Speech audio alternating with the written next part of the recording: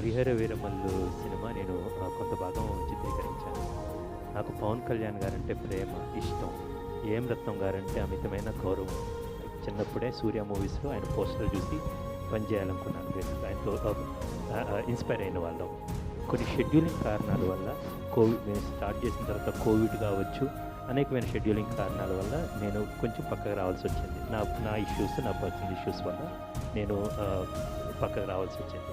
So అది ఆ journey పూర్తయింది, ప్రయాణం. ఓకే, నా పరంగా పూర్తయింది. అండ్ ఆ జర్నీని ఇంకొక దర్శకులు జ్యోతికృష్ణ గారు కంటిన్యూ చేశారు.